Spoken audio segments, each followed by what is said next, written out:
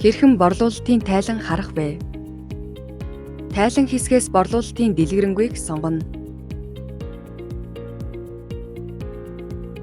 Огноог оруулснаар тухайн өдрийн бүх борлуулалт харагдана.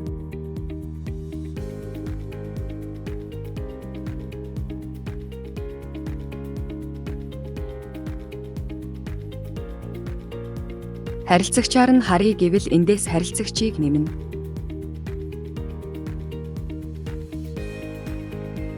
Тухайн харилцагчийн борлуулалтын дэлгэрэнгүй харагдаж байна.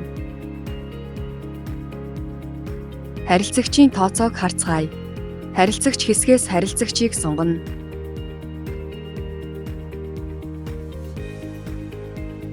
Тухайн харилцагчийн тооцооны дүн энд харагдана. Дэлгэрүүлж харцгаая.